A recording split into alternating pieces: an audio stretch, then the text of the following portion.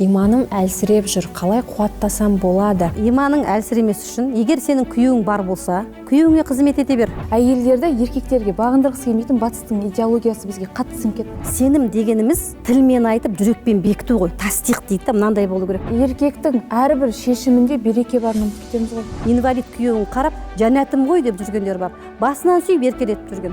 Алланың мейірі болмаса сенен бала шығу ол мүмкін емес нәрсе ғой негізі. Әйел адамды да байталға теңейді да, байтал шауып бәйге алмас дейді. Біреудің жүрегінің тыныштығының жоғалуына себепкер болып қаламыз. Намазыңды оқы, оразаңды ұста, қажылыққа бара алсаң бар, төртіншісі күйеуіңе бойысын да. Осы нәрсені істеп берген әйелдің иманы еш уақыт әлсіремейді.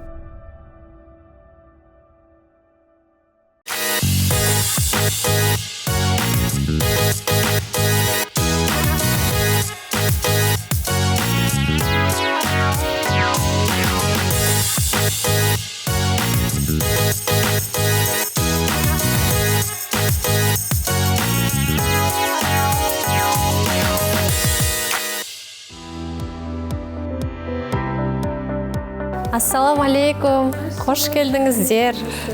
Нагүл шоқтар сіздерге. Рахмет келгендеріңізге. Бұл мешітте бұрын келдіңіздер ма, көргенсіздер ма? Жоқ. Бірінші рет па? Ондай әдемілеп әбден көріп алсаңыздар болады. Осындай ерекше интерьері, сондай әдемі мешіт. Абай атындағы мешіт бар екен. Осы неде? Көбісі білмейді, сыртынан қарағаныңыз мешітке ұқсамайды. Ана адреске Жүріңіз. Абай деп. Еще қайсы мешіт деп қоямын, таксиге қарашы сөйтсем осы.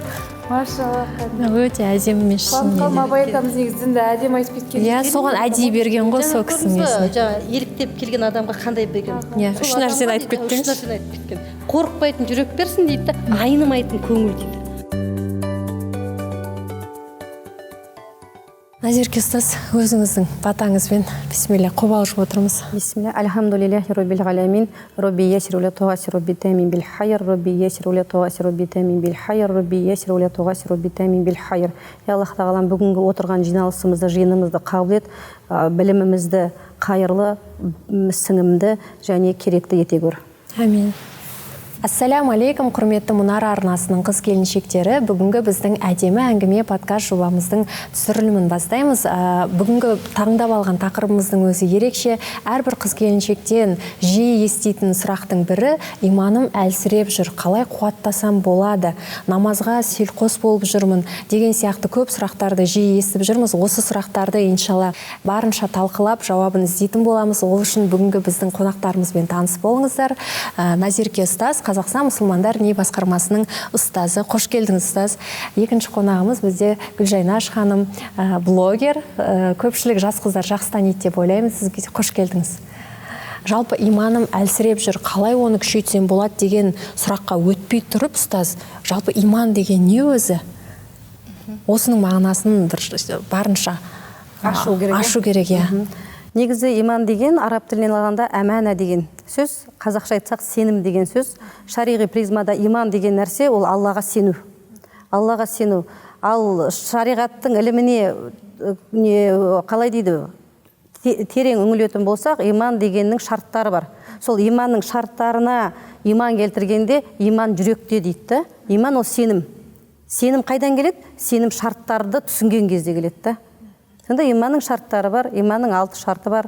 Аллаға сену, Алланың жаратқан періштелеріне сену, Алланың кітаптарына сену, Алланың кітаптарды түсірген пайғамбарларына сену, тағдырға сену, тағдырдағы жақсылық пен жамандыққа сену, ақирет күніне өлгеннен кейін қайта тірілуге сену деген иманның шарттары бар. Осы функттарға, осы шарттардың әр шартқа сенген кезде иман деген нәрсе пайда болады. Иман деген ол сенім. Сон толық сенген кезде адамның жүрегінде ля иляха илаллах деген, Алладан басқа тәңір жоқ деген сенім гүлі шығады. Иманды адам иман келтірген десе, бірден 5 уақыт намазға келген, немесе намазды үзбей оқып жүрген адамдарды ғана бір иманы толық, сондай деп ойлайтын бір көзқарас бар да шынымен. Сонда намаз оқымайтын адамдардың да иманның деңгейі ол бір тек намазбен өлшенбейтін болып тұрғаны ғой, иә? Енді осы иманның шарттарының алдында бізде исламның парыздары бар да. Исламның 5 парызы бар. Исламның бірінші парызы ол калима шахадат айту, екіншісі намаз оқу, Рамазан айында ораза тұту, ақшаңыз, қаржыңыз жетіп жатса зекет беру, және де үлкен қажылыққа бару, қаржыңыз жетіп жатса, осы тұста бізде исламның парыздары иманның шарттарының алдында тұрған парыздар, намаз оқу парыз дейді да. Көрдіңіз ба? Оның бәрі бірге взаимосвязанный нәрселер ғой. Намаз оқу парыз. Ол обязансың сен. Міндетті түрде намаз оқу керек. Ол исламның парыздары. Ал иман ол шарттар да. Екеуі екі нәрсе. Сондықтан әрине намаз оқу парыз да. Намаз оқу парыз. Ал иманымыз қай кезде кеміл болады? Яғни жаңағы сіз айтып өткен 5 шарттарын айтып өттіңіз, 6 шарты. Сол 6 шартының барлығы бойымыздан табылған кезде және солардың барлығын толыққанды орындап жүрген кезде ғана иман кемел бола ма? Жалпы иманның үнемі бір қалыпты кемел болып тұруы мүмкін бе адам баласында? Мүмкін бе? Мүмкін, әрине мүмкін. Адам өзінің рух тәрбиесінде жүрген кезде адамда рух тәрбиесі болады. Сахабалардың тәрбиесі ғой, жүрек тыныштығын тауып рух тәрбиесіне жеткен кезде ол былай соққан жел мен былай соққан жел, жақсылық келсе де, жамандық келсе де, иман ровно ұстап қалады да, иманның тұрақтылығы болады. Негізгі сол нәрседе, мысалы, байқайтыным, көбіміз біз мимен сенеміз да, Аллахтың бар екенін мимен, мысалы, исламдан қабылдаймыз, бірақ жүрекке кіргізе алмаймыз. Көп нәрседе жүрегімізге дүние кіріп кетеді. Тіліміз бәрін түсініп тұр, миымыз бәрін осын саралап біліп тұр. Саралап тұр. Өйткені әрбір нәрсені жаратқан нәрсесі бар екенін түсінеміз, Алла бар екенін түсінеміз, бірақ оны жүрекпен түсіне алмаймыз. Сол кезде жүрекпен түсінбеген кезде біз шайқала бастайды екенбіз. Мен өзім соңғы жер осы нәрсені түсініп жүрмін да. Жүрекке кірмегендіктен біз шайқаламыз. Осыдан иман әлсіреп бастайды. Осыдан басталады. Намаз бір күні таң намаз қаза болады. Одан кейін 5 уақыттың біреуі қаза болады, кейін жай намаз кетеді деген секілді. Мимен сеніп тұр, бірақ жүрекке жетпей жатыр да, ал жүрекке Алла орныққан кезде сен тіпті мысалы андай талып қайтып оянатқан состояниеде тұрсаң да, тіліңнен ол шығып жатыр да. Өйткені айтты ғой, жүректе не болса тілден сол шығады деген секілді. Біз сол жүрекке кіргізуіміз болып тұр ғой басты ол жерде. Ал ұстаз міне осы жерде Гүлжайнаш ханым айтқандай, жүрекке нақты соны орнықтырып алу үшін оны үнемі бір жаңа қылыш сияқты деді, оны кәдімгі қайрап отыру керек иман деген деп. Үнемі оған бір, былай айтқанда, оған да көңіл бөліп, үнемі қуаттап отыру үшін оған да кәдімгі уақыт бөлуіміз керек, оған да ықылас керек деген сияқты ғой. Неге мына ауыр сөз бар ғой, намаз тастап кеттім, намазды сен тастаған жоқсың, намаз сені тастап кетті, сен лайық болмағаннан кейін дейді. Шынымен намаздың парыз екенін біліп тұрасың, бірақ бір оқығың келмейді, немесе қазір оқимын ғой, сосын мынаны бітіріп тастайын деп өзіңді сылтаурата бересің. Бұл шынымен де намаз Алла Тағала құзырына сол пендесін келген қаламай тұрғаны ма? Немесе қалай айтсақ болады, мен әбден жаңа тазарып алайын, мен қазір онша емес жерде жұмыс істеп жүрмін, мен ортам қазір онша емес, мен қалай қазір намаз оқып кетсем болмайды ғой, мен алдымен ортамды жөндеп алайын, сосын иманымды күшейтіп мешітке барып алдымен сабақ алайын, білім алайын, сосын барып мен күшті болып иманымды дұрыстап алғаннан кейін барып намаз бастаймын дейтін адамдар көпті. Осы жағын тарқатып айтып кетіңізші.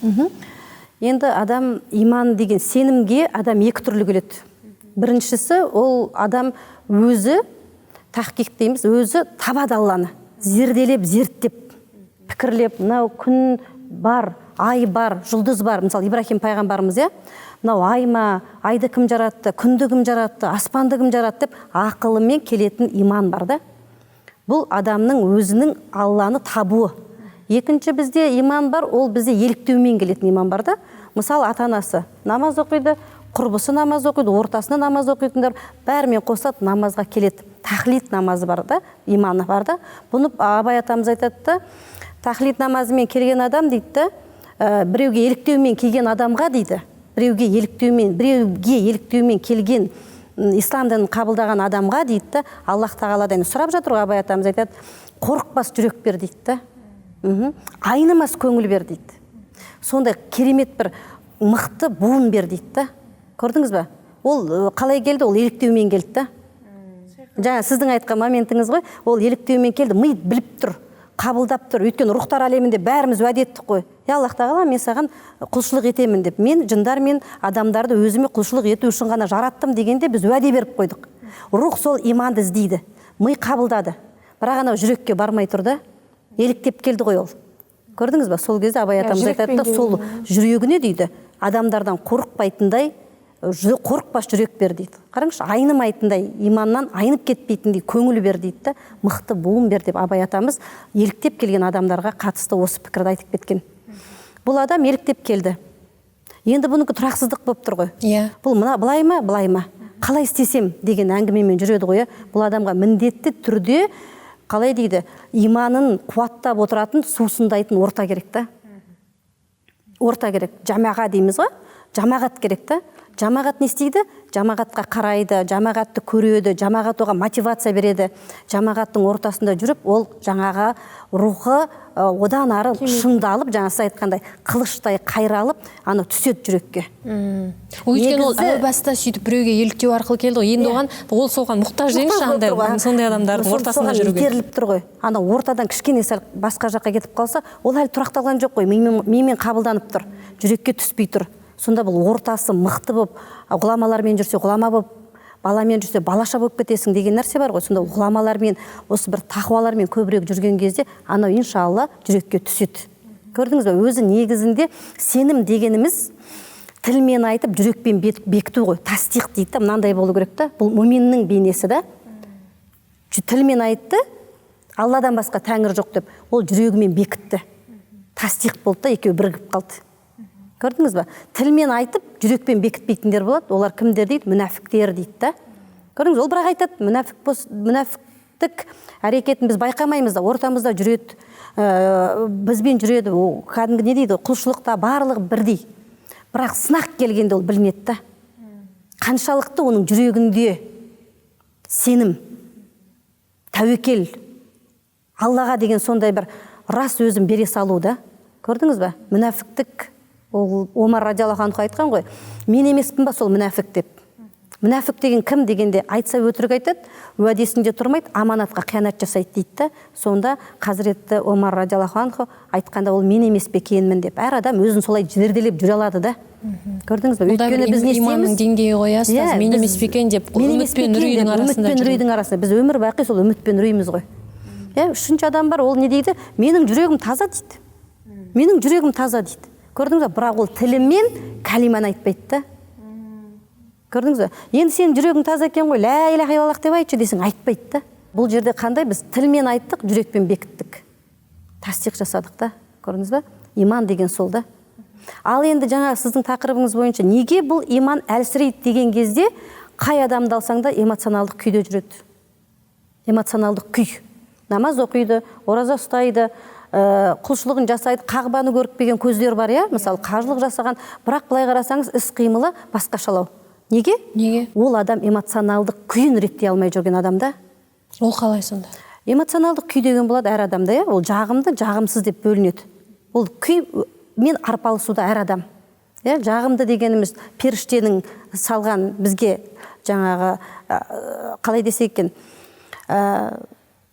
періштенің бізге салған уахи деп қояйық, ал жаңа жаман ой дегеніміз уәсуәси хоннас, сонда адамның сондай бір күйлері болады.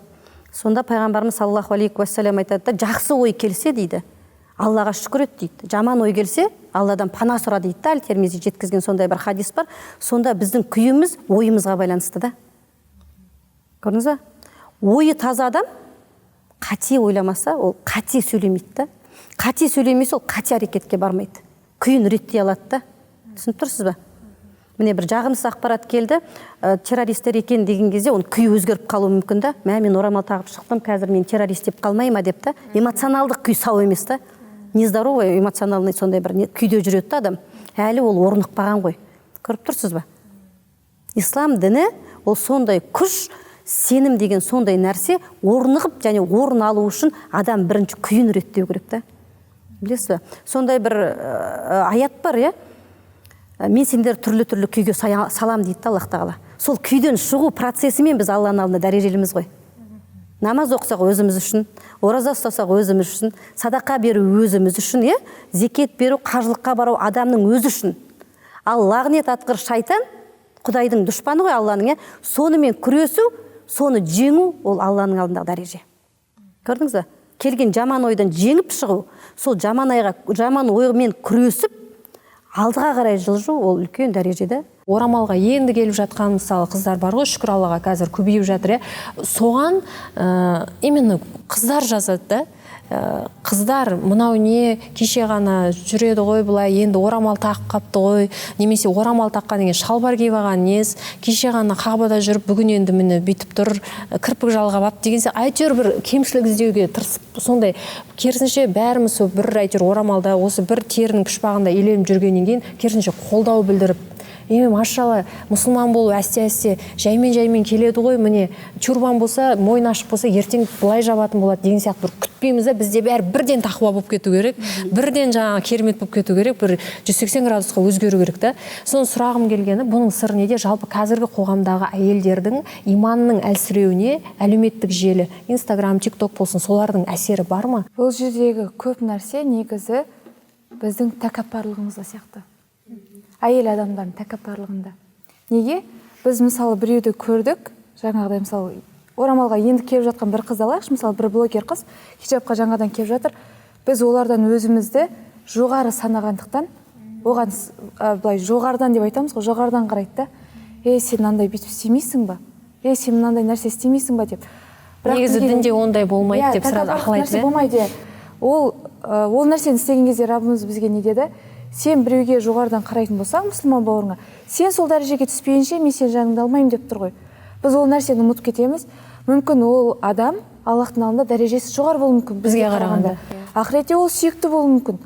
Оның амалы көбірек болуы мүмкін. Бірақ біз оны өлім сәтте кім қандай дәрежеде болатынын білмейміз.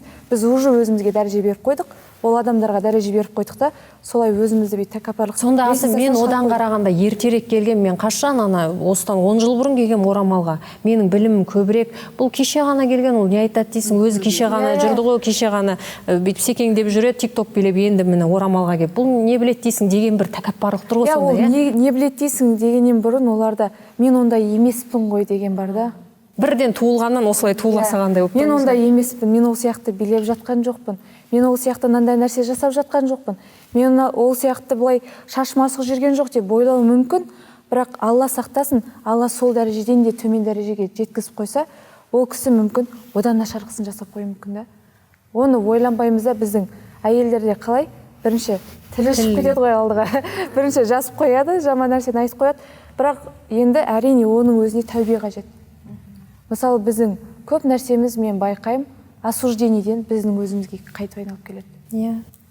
Андай өзімде де случай болады, біреу жайлы айтып қоямын да, артынан ойланам. Субханаллах, мен не істедім деп. Кейін астағфираллах деп отырам. Бірақ сол ситуация алдыма келгенде өзім андай байқамай сол кісіден жаман нәрсе жасап қойған түсініп қаламын да, одан кейін ойлаймын, я Раббым, мен өзімнен бұл жағдайды өзіме жабыстырып алдым деп. Егер сол сәтте мен ол кісі үшін дұға жасасам, мүмкін менің өмірім одан да жақсы жақта, сондай ситуация жақсы жаққа өзгеріп кетер ме еді. Иә, сол бірден жаңағы біреудің мінін көрсек, жаңа 70 ақтау ізде бір бауырың қателессе дейді. Біз 70 ақтау түгіл, ұстаз 7 демен 3 ақтауды да табамаймыз ғой. Ескерту үшін міндет түрде тақуа, ғалым, ұстаз болуымыз керекпіз ба? Мына нәрсе бізді ауызбіле азғыратын сияқты да. Сен не деп біреуге ескерту айтасың, сен өзіңе қарап, сен өзің алдымен амалға асырып алсайшы, сол айтып тұрған нәрсеңді деп. Егер ондай баға беретін болсақ, егер осы принципте қалатын болсақ, онда жер бетінде мен ойлаймын, ескертетін адам қалмайды. Себебі ешкім айта алмайды ғой, мен 100% мен ескертуге лайықты адамын, мен бәрін дұрыс істеп жүрмін. Мен міне тіпті имамдардың өзі, ғалымдардың өзі тек ең бастысы мен айтайын, маған жеткіз, ескерт деп тұр ғой. Менікі тек айту, жеткізу. Орындайды ма оны, ол орындамайды ма, немесе мен сол нәрсеге лайықпын ба, лайық емеспін ба, ол уже Раббыммен арамыздағы нәрсе. Сол екеуінің ара жігін ажыратып алайық дегенім ғой. Қатты осуждать етіп кету және үндемей, құрсыншы өзім мына жүрген жүрсін, мен кімге не ақыл айтам, үндемей отыра берейінші деп, бір күнәлі іс болып жатса да, өсек кетіп жатса да, мысалы үндемей соған қосылып, сол көппен бірге ұл той деп отыра беретін. Олай да болмайды ғой негізінде, иә ұстаз? Енді бізде мынандай не бар да, 40 парыз бар. Жаңа біздің кірген нәрсеміз, исламның 5 парызы, иманның 6 шарты деп айтып отырғанымыздың барлығы адамның міндетті қылып берген 40 парызы да. Сол 40 парыздың ішінде жақсылыққа жетелеу, жамандықтан қайтару деген бар да, ол бізге парыз. Білесіз бе? Ол бізге парыз. Қалай намаз оқимыз, қалай ораза ұстаймыз, дәл сол сияқты исламның парызы. Имам Ғазалидің жақсылыққа шақыру, жамандықтан қайтару деген кәдімгі кітабының бөлімі бар. Кішкентай ғана брошюрка болып шықты. Сонда мысалы адамзаттың өзінің бұл міндеті, жамандықтан қайтару, жақсылыққа шақыру. Ол сен иманның қай деңгейде болуы ол маңызды емес. Ол маңызды емес. Ол мүмкін тіпті намаз оқымайды, бірақ ол сізге сондай бір ескерту айтады. Сіз не істейсіз? Ескертуде пайда бар, қабылдаймыз мысалы да. Ол міндетті түрде тіпті намаз оқыған адамда емес. Мысалы жай ғана ескерте алады ол бізді. Ол нәпсіміз көтере алмай қалады ғой. Өзі әлі намазға келмей жүріп, маған бірдеңе деп қояды деп, бірден оны жақтырмай қаламыз. Ол жаңағы басында айтып кеткен тақырып қой, эмоционалдық күйді. Адамның эмоционалдық күйі сау болған кезде адам барлығын дұрыс қабылдайды. Түсініп тұрсыз ба? Эмоционалды сау болу үшін қандай болу керек? Адам бірінші өзінің күйін реттеу керек қой. Мейлі ол әйел болсын, мейлі ол қыз бала болсын, мейлі ол ана болсын, мейлі ол ұстаз болсын, кім болса да эмоционалды сау болған кезде ол білім ала алады дұрыс. Бізде мысалы қараңызшы, өзіміздің күйіміз дұрыс емес, біз қалай біреуге ақыл айтамыз? Өйткені біз не істейміз? Дұрыс емес нәрсені көріп тұрамыз да. Сау емес қой эмоционалдық күйіміз.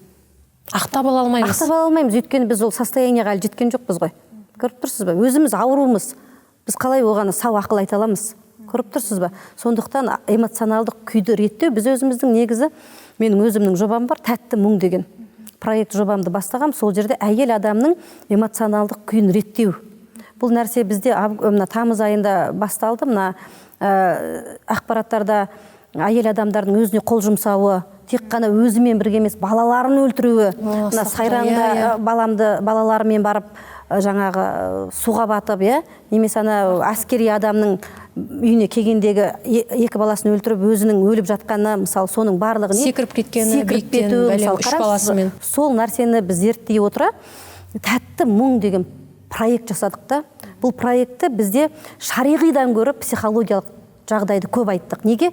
Өйткені мешіт ол шариғат деп ойлайды. Мешітке келсем намаз оқуым керек деп. Біз ол нәрсені қалай тараттық? Психологиялық кеңес деп тараттық та. Сол кезде бізде мешітте бір семинарға былайша айтқан 20 адам келетін болса, уже 70 адам келе бастады. Күйін реттегісі келетін адамдар көп. Бірақ қазір бәрі ақылы. Көрдіңіз ба? Ақшасы жоқ, бірақ эмоционалдық күйі төмен. Не істей бастады? Олар ақырындап келе бастады. Бұл тәтті мұң деген жобамыздың атының өзі, біз мысалы әр нәрсе мұң. Проблема ғой, енді орысша айтқанда. Бірақ сен оны шариғи призмамен қарап, шариғи призмамен шешкен кезде ол тәтті нәрсе да. Машалла. Түсініп тұрсыз ба? Ол жәннати нәрсе да. Саған келді сынақ. Мейлі ол сенің күйеуіңмен келсін сынақ. Баласы шетінеп кеткен әйелдер бар бізде, мысалға да. Проблемамен келді, сен оны шариғи призмамен қарашы. Соған амал етші. Сен сол нәрсемен дұрыс жұмыс істеші. Шариғат бойынша, Құран бойынша, сен ол жерде мұңың сенің тәтті болады. Аллахым, мен осы сынақты алғаныма, сенен қабылдадым осы сынақты, және осы сынақтан дұрыс шығуыма жәрдем болшы деген кезде не болады? Мұңың сенің тәтті болады да. Осы нәрседе біздің проектіміз жақсы нәтижелер берді. Ажырасам деп келген әйелдер Алланың қалауымен, құдіретті Алланың кереметтілігімен семьяларына оралып, күйеуге бойұсынудың өзі бір тәтті нәрсе екенін түсіне бастады. Мысалы, балам шетінеп кетті, мен өзімді жоғалттым деген кәдімгі өзіміздің намазды оқып жүрген қыздарымыз келеді, шетінеп кеткен баласы. Сөймен айтам, ал сен жәннетте күтіп алса, не деген бақыт? Просто ойлашы деймін да, анашымды кіргізбей мен кірмеймін жәннатқа деп сенің қолыңнан жетектеп, сен жәннатқа жетелеген кезде, сен ойлашы деймін да, тәтті, қандай керемет сенің мұңың бар деген кезде ана адам не істейді? Мен эмоционалдық күйімді ретте алмай жүрген екен ғой. Бұл сынақ дүние маған тәттілігімен келген екен ғой. Менің мұңымның өзі бір жақсы рахат екен ғой дейді да. Алла адамды бұл дүниеге жібергенде қиналсын деп жіберген жоқ. Оның әр нәрсенің өзінің бір реттеп тәрбиелену жағдайы бар да. Осы тұста біздің жаңағы проектіміз өте жақсы деңгей болды. Аллаға шүкір, шәкірттер жинадық. Орамал таға алмай, жаңа сіз айтқандай түрбан киіп жүргендеріміз орамалын түсірді. Орамалға келген қыздарымыз болды. Енді олар жөнделгеннен кейін олардың күйеулері мешітке келе бастады. Жамағаттар көбейе бастады. Аллаға шүкір. Бұл тұрғыда біз тек қана исламның 5 парызын ғана түсіндірмей, күйді реттеу керек та адамның эмоционалдық күйін. Эмоционалды сау адам, ол қоғамға сау адам тәрбиелеп береді. Өзі сау адам сау үйден шығады. Ұстаз, осы тұрғыда айтқым келіп тұрғаны, қазір адамдардың барлығы айтады, мынандай қате түсінік бар да, бәрібір ақшаға, дүниеге мұқтаж, ақшаны кім жек көрмейді дейсің, деп бір бүкіл мәселені ақшаға тіреп тастаған заман болып тұр да. Бір комфорт өмірді, сол ақшаның көп болуын бір құндылық санап кеткен заман болып тұр да. Бірақ шындап келген кезде, бір өткенде қызық жағдай болды, үстіме шуба алғым келеді деп қоймайды да, бір құрбымыз кейін оны талқылап, не үшін алғың келеді деп, түбіне түскен кезде, не үшін алғың келеді дейді, ұнайды дейді, не үшін алғың келеді деп 10 сұрақ қойған кезде, өйткені менің абысыным бар, сол мені түсірет барған сайын дейді да, комплекс бар екен да, сөйтсе олар бізден қарағанда жақсы тұрады, біздің алатын жалақымыз, кішкене тұрмыстық жағдайымыз нашар. Мен үнемі барған кезде мен жай бір болмайтын бір сырт киімімді шешіп қойып жатқан кезде деп маған қарайды, мен сол бір мақтанып осы шубамен барайын. Сөйтсем ол тоңып жүрген жоқ екен. Оған бір сырт киім, негізі үйінде басқа сырт киімдер көп, киімі де жоқ емес екен. Жай ғана жаңағы нәрсе екен да. Сондықтан кейбір біздің жетіспей жатқан, аңсап жүрген нәрселеріміздің себебі түбін қазған кезде басқа жақтан шығады да. Айтқым келетіні мейірім ғой. Мүмкін бір адамға ақша керек шығар, біреуге керек емес шығар, бірақ барлық адамға мейірім керек екенін ұқтым да сол кезде. Жай ғана мейірімге мұқтажбыз, әсіресе нәзік жандылар, біз әйелдер қауымы жаңағындай үлкен баласымен қоса секіріп кетіп жатқан нәрсе, тағы басқа осындай қоғамда болып жатқан ауыр проблемалардың түбін зерттеген кезде, ол адам жай ғана, былай айтқанда, поддержкаға, мейірімге мұқтаж болды да. Ешкім оның жан дүниесін түсіне алмады. Шешесін айтса, бастық атырма, өзің тидің, отыр сол жақта дейді. Күйеуін айтса, ол түсінбейді, құрбыларын айтса, ол өсектейді. Сонда ол бір жанымды ұғатын адам таппады. Былай айтқанда, Раббысына қауыша алмады, сол иман әлсіз болды, Алланың алдына келіп жылап, осындай сынақ деп, ол нәрсеге оның иманының деңгейі жетпеді. Ең оңай түріне құрсыншы бәрі шаршап кетті, мына балаларды да сеніп қалдыратын ешкім жоқ деді да, өзімен бірге алып та лақтыра салды. Бұл өте ауыр нәрсе да, әйел адам бұл нәрсеге просто так жете салмайды ғой. Ол да біреудің қызы болды, үпілеп өскен. Ол аяқ астынан ондай жағдайға жеткен жоқ. Осындай нәрсеге әйелдеріміз жетпес үшін ең алдымен қандай кеңес айтар едіңіз? Иманды қуаттау деген нәрсе, бас салып кеп намазға келіңдер, намаз оқыңдар 5 уақыт деген нәрсе ма жоқ? Бірінші әсте неден бастағанымыз дұрыс? Негізі мына иман деген нәрсе ол бір сандық сияқты, қалып дейді ғой, қалыпты. Ол азаймайды, көбеймейді. Ол бәрінде бар. Бірақ жаңағы денсаулық сияқты әлсірейді, ауырады мысалда, және күшейеді.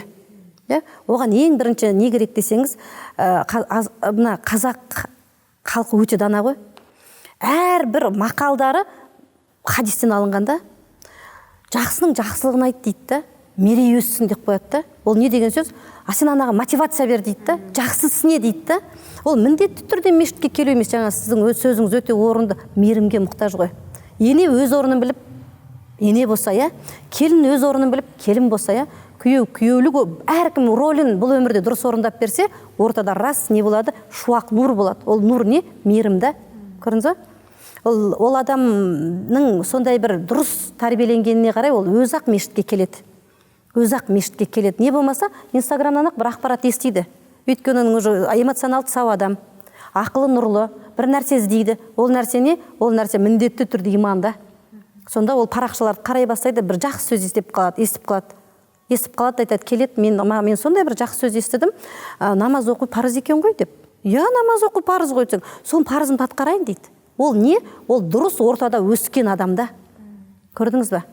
Дұрыс ортада өскен нәрсе. Бұл бар ғой, білесіз бе, сіздің тақырыбыңызды неге иманым әлсірейді дегенде, төмен түскен кезде құрсақ тәрбиесі бар да. Құрсақ тәрбиесінен басталып кетеді. Бұл кәдімгі үлкен, сіздің алған тақырыбыңыз үлкен нәрсе ғой. Бірақ енді қазір мына тақырыпқа жай ғана тұздық ретінде айтып кететін болсақ, көпшілік айтып жүрген, ұстаздар айтып жүрген, блогерлар айтып жүрген нәрсе зікір ет дейміз да. Ол зікір бірақ тілмен ғана болса, жүрекке түспесе, оның пайдасы не? Келеді айтады, мен бір күнде 1000 рет салауат айттым дейді да. Дәметеді Алладан. Мен салауат айттым ғой, ұстаздар айтып жатыр ғой, салауат айтсаң, нұр, барлықсың жақсы болады депті. Ол пайғамбарымыз танымаса, пайғамбарымызға махаббат қоймаса, ол салауат тілмен айтып жүрсе, Алла қабыл етсін. Бірақ ол нәрседе біз не істеуіміз керек? Бірінші, әр семья осы бір қалай дейді, әдеп деген нәрсе бар ғой. Әдеп үйге кіргізсе да, әдеп үйге кіргізсе. Жай ғана пайғамбарымыздың сүннеті, оны деген пайғамбарымыздың сүннеті деме, ата-анам солай істеуші еді, апам солай істеуші еді, бисмилля деп тамақ іш. Мысалы, бисмилля деп үйге кіре, сол аяғыңмен дәретханаға кірші, оң аяғыңмен шық деген әдептердің өзін үйрену элементарный нәрседен басталады ғой. Көрдіңіз бе? Элементарный нәрседен басталады. Иманның азығы балаға элементарный нәрседен басталады. Оң қолыңмен тамақ же дедің бе, міне. Ол не пайғамбарымыздың сүннетіне амал еттің. Содан береке кіреді. Содан ол баланы тоқ болады, сол қолмен ішкеннің үлесі шайтанда ғой. Ол бала өмір бақи тоймайды да. Ананы да жейді, қомақ айланып, мынаны да жейді. Бірақ ата-ана байқамайды ол сол қолмен жеп отырғанын. Өйткені білмейді ғой. Көрдіңіз бе? Біз басынан бастап намаз оқы, ораза ұста деп айтуға әрине біз парыз нәрсені айтамыз, бірақ оның детальдары бар да.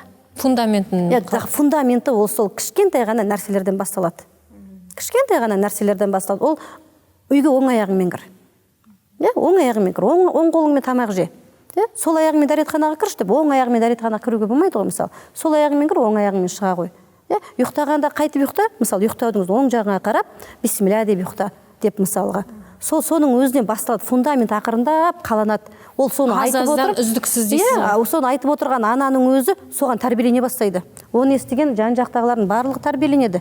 Дұрыс айтасыз. Әдептен ғой бірінші, әдептен басталады. Пайғамбарымыз саллаллаху алейхи уассаламға келіп, мен осы бір керемет иманды тақуа болғым келеді, қалай болам деген кезде не деді? Намаз оқы деген жоқ қой. Ораза ұста деген жоқ қой. Садақа бер деген жоқ қой. Тамағыңды жөнде деді. Болды. Ішіп жүрген дұғаң қабыл болу үшін, дұрыс өмір сүру үшін тамағыңды жөнде деді. Көрдіңіз бе?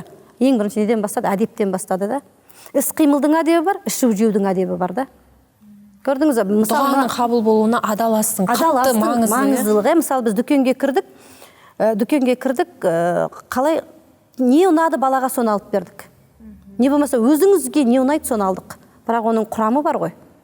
Ішінде болады, болмайтыны бар да. Халал стандарт бар мысалы бізде. Муфтияттан бекітілген халал стандарт бар. Халал стандарттың бекітілген қайсысы болады, қайсысы болмайды. Не жеп жүрміз, не ішіп жүрміз. Қазір мысалы Рамазан айы, ораза айы. Әдеп қонақ шақырамыз, ауыз аштырамыз, бірақ немен аштырып жатырмыз? Қаншалықты біздің дұғамыз қабыл, қаншалықты мен құлшылықтамын, қаншалықты мен мына адамға дұрыс қызмет етіп ауызын аштырып жатырмыз деп тіпті составқа қарамаймыз құрамына. Мысалы бір өзімде мен сөйтемін, соны амал етейік деп шақырамын, арақ тұрған дүкенге мысалға біз кірмейміз. Сол арақ сататын адамның табысына үлес қоспайық деп. Түсініп тұрсыз ба? Арақ жоқ дүкендер іздейміз да. Намазхандардан алуға ниет етеміз да. Мысалы базарда намазхандар, орамал таққан адам бар ма, соның табысына берекет болсын. Бисмилля деп содан алайын. Бисмилля деп ол коробканы ашты ғой мысалға. Ол да қарады ғой, мен не сатып отырмын, халалмын ба, хараммын ба деген нәрседен бастап. Көрдіңіз, сонда не? Движение кетеді да. Ұстаз, сосын адаласқа тек сатып алатын заттардың құрамын ғана қарау емес, мүмкін біздің енді ризықты үйге әкелетін ер адамдарымыз, күйеулеріміз ғой. Табыстың да қайдан келетін. Яғни әйелдер көбіне не істейміз? Бір тиктокта да мен жиі байқаймын да, мынандай бір роликтер, мынандай видеолар көп та. Есік қағады, кешігіп кеп тұрады күйеуі, сөйтсе қайда жүрсің бірдеңе деп жатса, қалтасынан поралып ақша беріп жатады да, сонымен жаным сол деп костюмін шешіп, үсті басым сонда бір әйелдердің барлығын сонда деңгейін соған біз лайк басып, мен ғой мынау тура мен ғой деп соған мәзбіз да көріп ше. Бұл өте ұят нәрсе да. Яғни бізге қайда қыдырып жүр, харам істеп жүр ма, не істеп жүр, не қойып жүр, адалынан әкеп жатыр ма ризықты, бала шағаның несін. Оған қарамаймыз да. Ең басты қалтасынан шытырлап ақшаны беріп жатса, соны бүйтіп алып мәзбін. Қазір массажыңыз да дайын, шайыңыз да дайын пәленшеке деп сондай видеоларға мәзбіз да көріп. Шындығында бұның астарында оны кішкентай қыздарымыз да көріп отыр да, бала шаға да көріп отыр да. Бір әйелдердің барлығын аузын тек ақшамен ғана жапсаң болды. Бұлардың бәрі бір сатып алатын. Шын мәнінде біз керісінше жаңа күйеуім актер ғой, тамада жаңа тойларды жүргізеді, сол кезде халал той, харамды тапсырып түседі ғой. Сол кезде тойларыңыз қойыла ма, арақ қойылмай ма деген сұраққа дейін кетеді ғой. Сондай кездерде жаңағы бір досым бар еді, ақша жоқ болды дейді. Шынымен де ана садиктің ақшасы келіп тұр, үйде де продукты бітіп тұр, тойдан жаңа заказ келіп тұр. Халал емес дейді да, арақ қойылатын той енді оның бәріне түсіріп құдалар өтетін еді деп айтып тұр дейді, бірақ гонорар енді үлкен көлемде. Күйеуім жоқ деп отказ берсем мен бұлданып жүрмін дейді. Қызықсыз, үйде ештеңе жоқ, қабылдай салмадыңыз ба, не болды сонша, бір үйде бір ақша жоқ кезде кеп тұрған нәрсені қайтардыңыз деп, халал емес деп тұр ғой, түсінсейші десе, жоқ деп жаңағыдай кейін барып, керісінше мені қолдай ма десем деген сияқты сондай бір оқиғалар есіме түсіп отыр да. Яғни күйеуіміздің де әкелетін табысы ол қай жақтан 5 тиын болса да 10 тиын болса да ол адалынан кірсе үйге, сол нәрсенің берекесі болатын сияқты да, иншалла. Берекеті және иманыңыз әлсіремейді ғой. Өйткені халал тамақ жеп отырсыз ғой, мысалы халал табыстан халал тамақ жедіңіз. Бүгінгі біздің тақырыбымыз иманның әлсіреу процесі қайдан басталады деген нәрсе ғой. Қазір енді айтып тұрмын ғой мен, айтсам болады, зікір айтыңыз, мынаны айтыңыз, мынаны. Ол емі тілімен ғана айтылмай жүрекке кету керек қой. Ал жүрекке кету үшін оның өзінің детальный нәрселері бар ғой, мысалда, тек қана жаңағы тамақтан бастадық. Дұрыс айтасыз, сол күйеуіңнің табысы қайдан келді, қалай алдық. Хасан әл-Басри деген ғұлама кісі бір базарға барып зат алады. Сонда жаңа сатушы айтады, менің мына орамалым өте тамаша, керемет, сапасы өте жоғары, алыңызшы дейді. Хасан әл-Басри алмай кетеді. 3 жылдан кейін сол базарға барады, сол саудагерге барады. Сөйтсе ана саудагер айтады, осы сапасы осындай енді, алсаңыз да, алмасаңыз да өзіңіз біліңіз деп. Сонда Хасан әл-Басри айтады, сіз осы 3 жыл бұрын дейді, осы затты маған басқаша айтып едіңіз дейді. Ал бүгін басқаша айтып тұрсыз десе айтады. Менің әйелім қайтыс болып еді 3 жыл бұрын дейді. Қазір менің басқа әйелім бар дейді. Ол маған тек қана табысты халал алып кел деп айтады дейді. Көрдіңіз бе? Әйел адамның да еркек адамға мысалы ықпалы керемет та. Мұның бәрі былайша айтқанда жүйе ғой. Жүйе. Ал үйдегі жүйені жеп қоямыз ғой, ақша бірдеңе жетіспеушілік деп. Жүйені дұрыс қалыптастыру үшін бізде путеводитель дейміз ғой, жол көрсетуші бар да, ол Құран. Ал Құранның сен аяттарын түсінбей жатсаң, пайғамбарымыздың жолында хадистер бар да, сол ғой болды. Үйге Құран мен хадис кіргенде, пайғамбарымыз бен амалдары пайғамбарымыздың Құран кіргенде, ол үй нұр ғой, болды. Ол үйде берекет, ол үйде қуаныш, ол үйде барлығы бар да. Мысалы, орыстар айтады ғой, с любимым рай в шалаше дейді ғой. Ол не деген сөз? Сенің бақытың, берекетің күйеуіңе бойсынып, соның табысына рахаттанып, соған жақсы энергия беру деді. Болды, басқа нәрсенің, мысалы, шариғатта бізде керек жоқ. Еркек адамның әйел адамға қызығатын нәрсесі, тортақ нәрсе ғой әйел адамға, намазыңды оқы, оразаңды ұста, жаңағы қажылыққа бара алсаң бар, 4-ші күйеуіңе бойысында. Осы нәрсені істеп берген әйелдің иман еш уақыт әлсіремейді. Өйткені оған не дейді? Күйеуі энергия беріп кетеді да, ресурс беріп кетеді да. Әйел адам әрқашан ресурсты болып жүреді да. Қазіргі ең біздің қатты қызығатын әйелдеріміз сол болып тұр ғой, ресурсы бітпейтін, жаным энергичный. Энергичный әйел қайдан? Ол нәрсені ол ер адамнан алады да, еркектен алады да. Неге бізде шариғатта айтады, күйеуіңмен ажырассаң, күйеуге шық дейді да. Күйеуің қайтыс болса 4 ай 10 күннен кейін күйеуге шық дейді. Неге? Әйел адамның қоғамда жалғыз жүруі точно иманның әлсіреуіне алып келеді ғой. Оның артында өзінің иесі бар да. Пайғамбарымыз саллаллаху алейхи уассалам айтқан ғой, бірінші Алладан кейін кімге сәждеде жаса десе, мен күйеуіне әйелінің сәжде жасаған қалар едім дейді да. Сенің артыңда, алдыңда, оң жағыңда, сол жағыңда бар сенің адамыңда. Жәннатты саған үйіңе кіргізіп қойды Алла. Ол сенің жәннатың ғой. Сен оған қызмет еткен сайын, сенің иманың еш уақыт әлсіремейді. Бірақ біз оны өйтіп қабылдамаймыз. Олай қабылдамаймыз. Не істедік біз? Алла үшін тамақ істедік. Аллах разылық үшін тамақ істеп жүрміз. Я Раббана Карим, осы менің бүгінгі жәннатым разы болсыншы. Ресурс, энергия да. Оған бір керемет салауат айтып, не істеп жүрсің, бірақ ашуланып жүрсің, мына жағында күйеуіңе деген ойларыңның бәрі негатив та. Енді ол сенде қалай? Сен міндетті түрде кіре саған ұрсасың да, мысалға да. Бітті, салауатың да жоқ, жинаған зікірің де жоқ. Бітті да.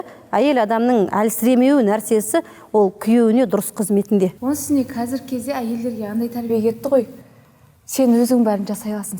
Сен дегенше өзіңе сен. Өзің істей аласың. Сен мықтысың, сен күштісің. Әйелдерді еркектерге бағындырғысы келмейтін батыстың идеологиясы бізге қатты сіңіп кетті. Біздің қазақтарға да келіп жатыр. Біздің әйелдер не істейді? Психологтардың қазір көбісі не істейді? Сен мықтысың, сенің қолыңнан келеді. Алланың қалауы деген нәрсе жоқ қой ұстаз ол жерде ше. Мен қазір тыңдап жүрмін, мысалы сабақтарды салыстырып, қарасаң Аллахтың қалауымен, Аллахтың мейірімен сен ана нәрсеге жетесің. Мысалы біздің осы қолымыздың қимылдауы, тіліміздің сөйлеуі, біз қарап тұрсақ, өзіміз істеп жатқан сияқтымыз, бірақ оның өзі Алланың мейірімімен болып жатыр ғой. Біз оның Алланың мейірімі деп қабылдамаймыз, өзің. Тамақ істеп жатырық, мен үйде тамақ істедім. Мен үй жинап тастадым. Мен баланы тудым. Алланың мейірімі болмаса, сенен бала шығу ол мүмкін емес нәрсе ғой, негізі жоқтан барған Алла құрсағынан.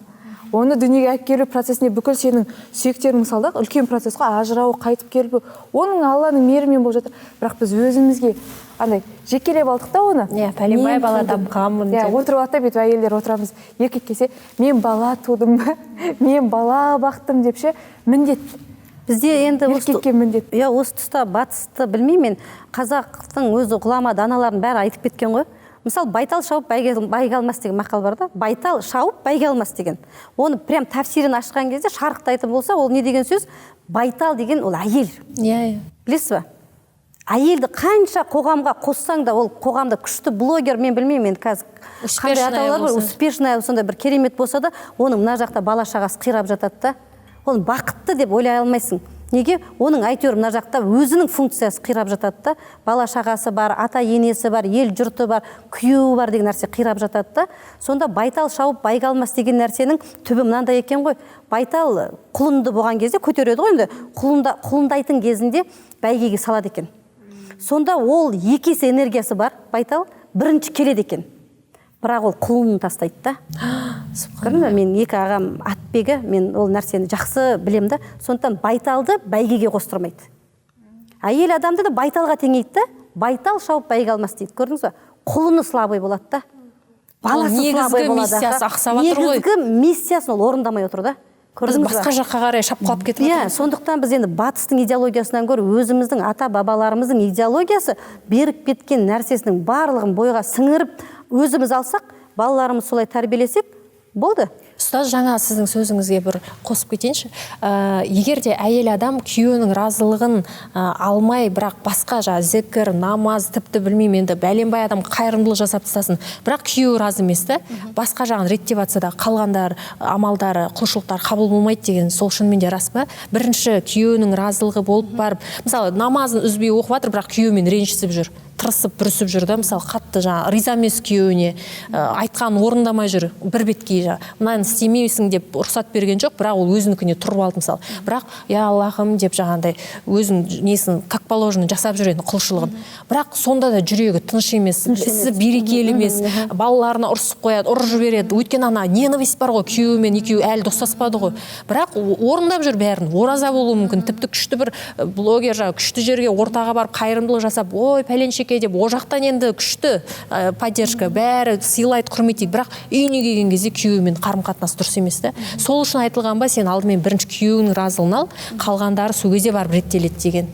Енді бізге Аллах тағала солай қалай дейді, әйел адамның сондай бір нәпсісінің тереңділігін зерттей отыра, жаратушы иеміз бізді жаратты ғой, біледі ғой қандай күйеуге байлап қойғанда. Көрдіңіз ба? Барлық нәрсе күйеуге байлап қойған.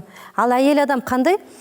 9 иман еркекте ғой, білесіздер ғой, бірақ иман әйелде. Қанша ұстаз болсаң да, күйеуіңнің бір айтқан сөзімен бүкіл алған біліміңнің бағасы келеді ғой, мысалы да. Күйеуіңнің иман, 9 иман еркекте ғой, бізді неге күйеуге байлап қойған? Өйткені біздің эмоционалдық сол күйеуімізді Алла біледі ғой.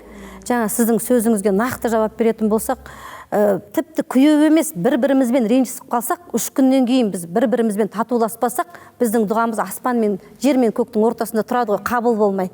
Көрдіңіз бе? Олар дейді бір-бірімен татулассын, содан кейін қарастырады да Аллах тағала. Не только күйеу, а бүкіл мүміндерге қатысты нәрсе да.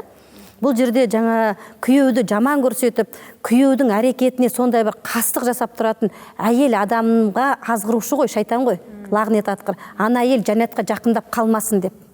Көрдіңіз бе?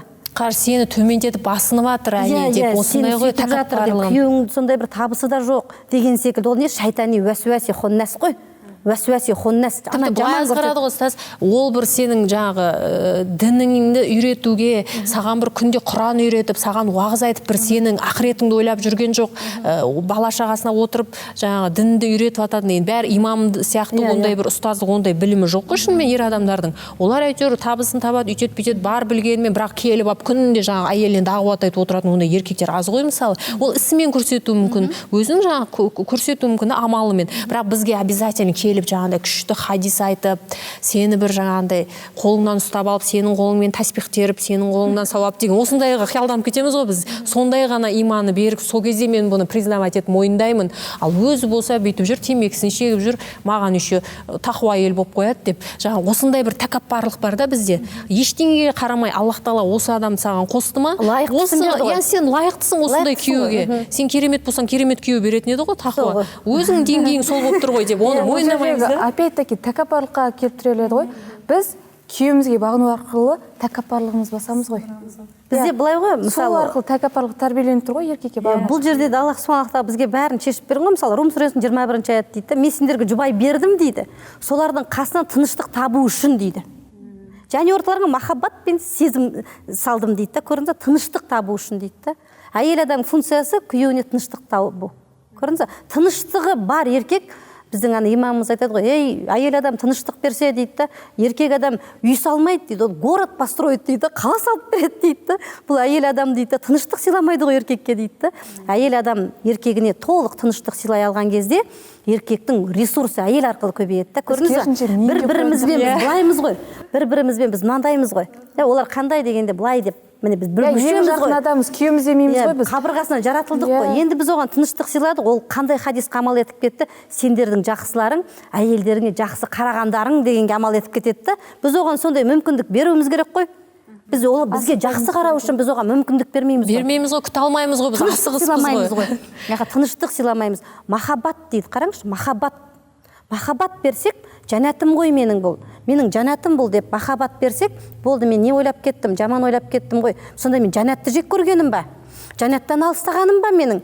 Ой, субханалла, мен деген сенің сондай бір әлсіздік танытпаймын, мен сол шайтан лағнет атқыр деп шайтанмен күресіп жіберіп, жаңа күйеуіңіздің барып арқасына ғана иығыңызды қойыңызшы, күйеуіңіз прям бақытты болып кетеді. Шайтанмен алыспаймыз, қазір күйеуімізбен алысамыз. Көбірек сол табыс тапса. Қазір адамдар тек қана табыс қызықтырады өйткені ше.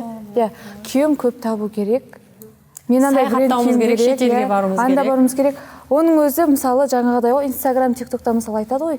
Мысалы көрсетіп жатырық дейді да, бізде кезінде көрсеттік та, менде қазір Инстаграм негізі былайынша жоқ деп айтсам да болады. Байқадым, активно болмай кеткеніңізді. Ешқандай. Қазір публикациялардың барлығын алып тастап, солай күйеуіміз екеуміз шешімге келдік, Аллаға шүкір. Оның өзіне де енді бұл нәрсені көруіміз керек болды да, біз осы этаптан өттік.